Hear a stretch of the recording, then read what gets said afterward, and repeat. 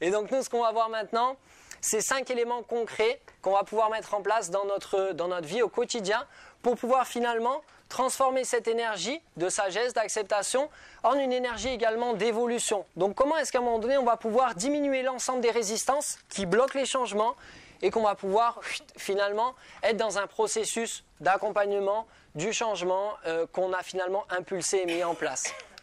Et donc on va découvrir 5 petits conseils. Juste avant, il y a cette phrase qui dit « Il existe un curieux paradoxe.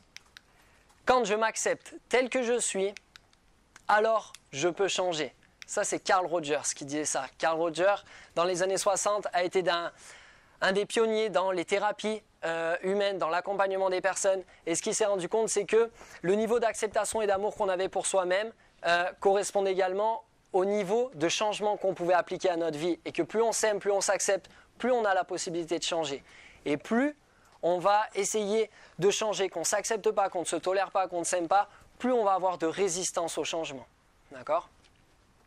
Donc c'est là où nous tous emboîtent. Et donc on va découvrir 5 conseils, 5 mots magiques du changement pour pouvoir diminuer les résistances à celui-ci. L'astuce numéro 1, à votre avis, est-ce que c'est de mettre en place des changements qui sont plutôt simples ou plutôt des changements complexes ? Plutôt des changements simples, très bien. Donc des changements simples, ça correspond à découper les changements qu'on veut mettre en place étape par étape, comme un escalier. D'accord ? L'idée, c'est pas d'arriver tout de suite tout en haut, c'est de monter marche après marche. D'accord ?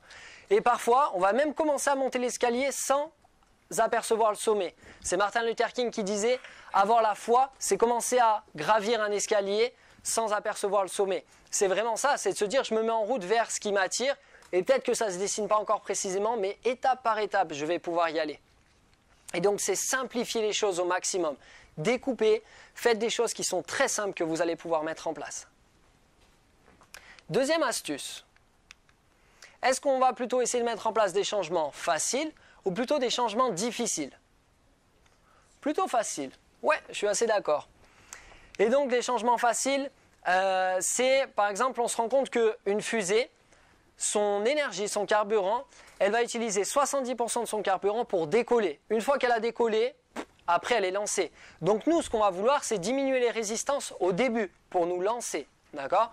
Pour ça, il y a une règle très très simple qui est la règle des 20 secondes. Si vous avez envie de prendre une nouvelle habitude, de mettre en place un nouveau comportement et qu'il vous faut plus de 20 secondes pour pouvoir le faire, ça va vous demander trop d'énergie d'activation et du coup, vous allez plutôt dire non, je vais faire ce que j'ai l'habitude de faire. Pour vous donner un exemple, vous voulez apprendre à jouer de la guitare ou vous voulez faire du yoga.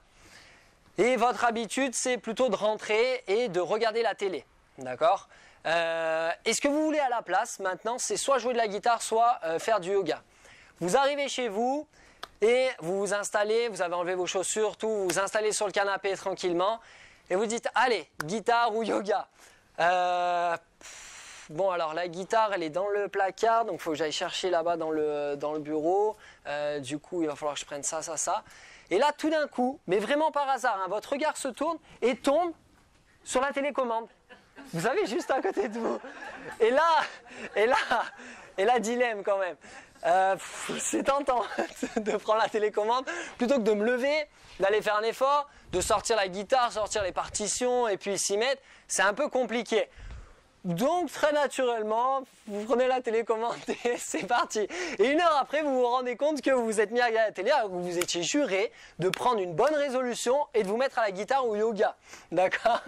Donc nous, on va simplement utiliser l'effet inverse. C'est que l'habitude que vous voulez prendre, il va falloir la rendre accessible. Le comportement que vous voulez mettre en place, il va falloir le rendre très facile à mettre en application. Si c'est de la guitare, mettez-vous dans la pièce principale au départ, hein, ça sera que quelques semaines, peut-être 3 semaines, 4 semaines, un pied avec votre guitare, avec les partitions prêtes, avec le siège prêt. Comme ça, quand vous rentrez, vous pouvez simplement vous installer et pas vous poser la question est-ce que j'y vais ou est-ce que j'y vais pas. Pour pousser le processus encore plus loin, parce que si vous avez la guitare accessible en 10 secondes et la télécommande accessible en 10 secondes, entre les deux, le cœur balance, d'accord ? Donc, mon conseil, le conseil ultime, vous allez voir que c'est puissant. Votre télécommande fonctionne forcément avec des piles, D'accord? Sans pile, vous voyez que je vais en venir. Sans pile, votre télécommande ne fonctionne pas. Un soir, vous êtes motivé, vous avez de l'énergie, vous dites je vais mettre en place ces changements, vous êtes déterminé. Prenez subtilement les piles, vous les mettez dans un petit sac que vous enroulez avec un élastique, que vous mettez dans un autre gros sac et que vous allez mettre au fond d'un tiroir qui est difficilement accessible. Et du coup, quand vous rentrez, vous avez le choix entre une télécommande vide où vous allez vous chercher les piles et défaire tout ce que vous avez fait, ou allez, la guitare super facile. Mais du coup, naturellement, votre envie, ça sera d'aller jouer de la guitare parce qu'en fait, c'est le plus facile. Donc ce que vous voulez mettre en place, rendez-le facile. Souvent, on se complique la tâche parce qu'on se dit, alors moi ce que je veux faire, je veux faire du sport, alors je vais y aller 2 heures par jour, 7 fois par semaine, donc tous les jours j'y vais 2 heures. C'est pas forcément le plus facile, hein. Peut-être que le plus facile c'est commencer par prendre les escaliers. Vous savez, si vous avez un ascenseur et que vous habitez au 1er ou au 2e étage, ou c'est peut-être de garer votre voiture un tout petit peu plus loin que d'habitude et de marcher, ou c'est peut-être au lieu de prendre les transports en commun faire du vélo, c'est rendre les choses simples et faciles. Donc ça c'est les 2 premiers conseils, simple et facile, les changements que vous voulez mettre en place. En faisant ça, vous allez diminuer les résistances et vous vous ouvrez la voie royale vers la réussite et vos objectifs. Astuce numéro 3. Est-ce qu'on va plutôt mettre en place des changements agréables ou désagréables? Eh oui, agréable, mais vous allez voir que ce n'est pas forcément une évidence. Un changement agréable, ça peut être, je veux par exemple, au niveau de mon poids, soit prendre du poids, soit perdre du poids, donc il va falloir que je change mon alimentation. Ça peut être une action adaptée. Et donc dans mon action adaptée, j'adore par exemple les pizzas, et j'adore ça. Et je sais que par rapport à mon objectif, si c'est par exemple perdre du poids, la pizza n'est pas une super action adaptée, d'accord? Et j'ai le choix avec, vous savez, ces trucs bio, ces trucs qui n'ont pas forcément beaucoup de goût, mais au moins, ça ne nous fait pas prendre de poids. Et si vous êtes entre agréable et désagréable, et naturellement, vous allez aller vers ce qui est agréable, d'accord? Donc l'idée, ça va être de trouver des aliments qui sont également agréables, d'accord, et qui vous permettent d'atteindre votre objectif. Au lieu de vous forcer, au lieu d'utiliser votre volonté pour dire non, non, non, la tentation, j'y résiste, je vais plutôt manger ma salade ou je vais manger un truc sans goût. L'idée, c'est de proposer des options agréables qui vont nous amener vers notre objectif. Parce que les scientifiques se sont rendus compte, et l'expérience a été faite avec des cookies, que la volonté fonctionne comme un réservoir. Et que plus vous piochez dans le réservoir de la volonté, plus à un moment donné, vous vous rapprochez du moment où vous n'aurez plus de volonté et du coup vous ne pourrez plus continuer à mettre les changements que vous avez envie de mettre en place finalement dans votre quotidien, dans votre vie.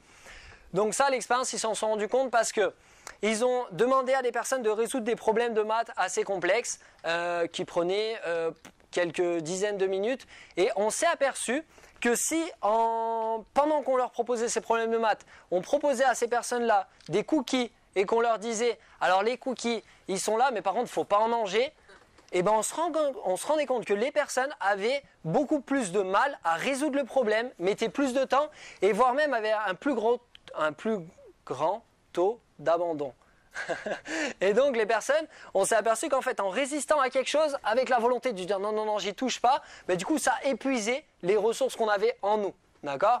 Et on a refait l'expérience, on a mis à des personnes des cookies et des radis et on a dit prenez ceux qui vous tentent le plus et du coup les personnes, il y a des vidéos là-dessus et les personnes du coup hésitaient, on voit vraiment le dilemme et on se rend compte qu'en fait les personnes qui ont le mieux réussi les problèmes de maths et qui les ont résolus le plus rapidement, c'est ceux qui n'avaient ni cookies ni radis, qui avaient une table vide et qui devaient simplement résoudre leurs problèmes. D'accord? Donc plus vous avez de tentations autour de vous et plus vous avez de choses désagréables que vous devez mettre en place, moins vous avez de chances que ça aboutisse. Donc rendez-vous la vie agréable et faites des choses agréables. Et ça, il va falloir se poser des questions, de dire mon changement, souvent, on se dit que le changement, c'est désagréable, qu'il faut quelque chose de nouveau, de difficile, de complexe, de désagréable. Non, non, non. Nous, on va essayer de trouver des choses simples, faciles et qui vous sont agréables. L'astuce numéro 4. Est-ce qu'on va plutôt mettre un changement en place lent, c'est-à-dire progressif, ou plutôt rapide, c'est-à-dire qu'on veut tout de suite prendre une nouvelle habitude? Ah, je vois vos grimaces que vous connaissez la réponse, mais que... Et exactement, on veut un changement lent, on veut un changement progressif, puisqu'on veut un changement durable et profond. On ne veut pas le phénomène de bonne résolution qui tient au mieux allez, 10, 15, 20 jours. Au moins bien quelques minutes. Moi, j'arrête de fumer après le 31 décembre. 31 décembre, minuit, un quart d'heure après, ah, j'ai quand même envie de fumer, j'ai quand même envie de fumer. Donc nous, l'idée, c'est plutôt qu'on fasse quelque chose de lent.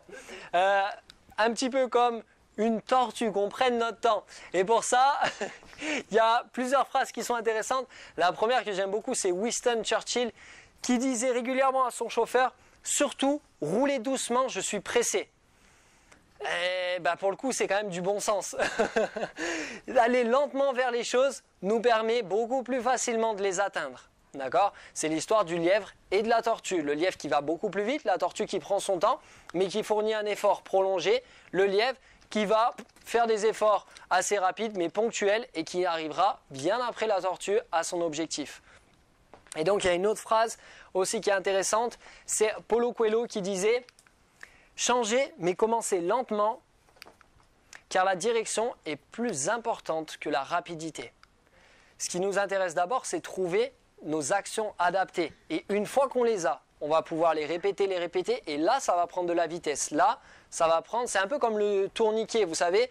Au départ, c'est difficile de le mettre en route, mais dès qu'on a commencé à faire un ou deux tours, tout d'un coup, les gens qui sont dessus nous paraissent beaucoup moins lourds et nous paraissent même aidants, nous paraissent être une ressource pour que le tourniquet tourne de plus en plus vite, même sans nous. Nous, l'idée, c'est qu'on commence à faire tourner cette roue-là, du changement, dans la direction de nos objectifs. Et donc, on va y aller lentement pour pouvoir mettre en place ce qu'on a envie de mettre en place. Et une fois qu'on sera bon et qu'on y aura bien testé, on va pouvoir laisser ça se dérouler de manière automatique. Et notre cinquième astuce, c'est soit un changement gagnant-gagnant, soit un changement gagnant-perdant. Et donc ça peut se voir à différents niveaux. Ça peut être vrai avec les personnes autour de nous. Par exemple, vous savez, les compromis. Moi j'ai envie par exemple, allez, je vous prends un exemple, en plus ça m'est arrivé tout à l'heure, je suis arrivé à la conférence un peu avant pour préparer, j'étais un tout petit peu en retard et en fait ce matin j'ai travaillé sur la conférence, donc mon petit déj et le repas de midi, j'ai pas tout de suite fait la vaisselle et donc j'ai laissé dans l'évier. Mais je vis pas tout seul, donc ma chérie elle est rentrée ce soir à 19h, donc j'étais déjà dans la salle. Et en fait, elle aime bien, elle, que tout soit nickel, c'est-à-dire qu'il n'y ait rien dans l'évier. Et moi, je suis plutôt du genre à dire, j'aime bien faire quand j'ai envie de le faire. Donc, par exemple, je l'aurais bien fait demain matin. Du coup, compromis, est-ce qu'il faut que je le fasse, est-ce qu'il ne faut pas que je le fasse? Et donc, nous, l'idée, c'est de voir comment est-ce qu'on peut trouver des partenariats qui sont gagnant-gagnant, c'est-à-dire qui satisfassent les deux parties, d'accord? Pour pas que ça lèse une partie, qu'elle soit perdante et que l'autre soit gagnante, d'accord? Maintenant, les mêmes choses se passent en nous. C'est ce qu'on appelle des conflits internes. On a par exemple l'objectif, on peut reprendre, ou alors on en prend un autre, on peut prendre le fait d'arrêter de fumer. Arrêter de fumer, ça peut apporter du plaisir ou ça peut apporter des moments où on est juste avec nous-mêmes, ça peut apporter des pauses, ça peut apporter voilà, le fait de se retrouver et de prendre un temps de break plusieurs fois par jour. D'accord ? Et on se dit, tiens, je veux arrêter de fumer. Et donc si je me dis, j'arrête de fumer, mais du coup ça va être désagréable, j'aurai pas de pause, j'aurai pas de moment pour moi, je vais être énervé. Pour le coup, il y a un conflit interne entre j'ai envie à la fois de continuer à fumer pour ces choses-là, mais en même temps j'ai envie d'arrêter de fumer pour ma santé ou pour mon état de forme ou pour plein de choses. Et donc je suis tiraillé entre continuer à fumer ou arrêter de fumer. D'accord ? Nous, ce qu'on va vouloir faire, c'est trouver quelque chose de gagnant-gagnant. C'est dire finalement qu'est-ce qui est important dans le fait de fumer ? Prendre des pauses, avoir des moments pour moi dans la journée et me sentir bien. D'accord ? Et donc l'idée, c'est qu'on trouve un comportement qui puisse satisfaire également ça, c'est-à-dire qui nous permette de ne pas le perdre. Et donc je peux très bien me dire, ce que je veux à la place de fumer, c'est boire un verre d'eau. Boire un verre d'eau, peut-être que ça m'amène vers mes objectifs, et en même temps, ça satisfait le fait de prendre une pause, de faire des breaks et d'avoir un temps pour moi. Ou ça peut être de prendre 5 minutes toutes les 2 heures pour moi, ça peut être au boulot ou dans ma vie perso, et c'est de trouver finalement qu'est-ce qui résiste à ce changement et de faire un partenariat gagnant-gagnant. Ça vous parle ça ? Ouais. Ouais. Il y a une image qui illustre bien ça, c'est l'histoire de 2 ânes. Peut-être qu'il y en a qui la connaissent. Ces 2 ânes qui se retrouvent attirés par un bosquet mais qui sont reliés par une corde. Et donc les deux se disent « Ah génial, là-bas il y a ça et là-bas il y a ça ». Il y a le fait d'avoir des pauses, le fait de fumer, et il y a le fait d'avoir une bonne santé. Est-ce que j'ai envie d'avoir des pauses ou est-ce que j'ai envie d'avoir une bonne santé?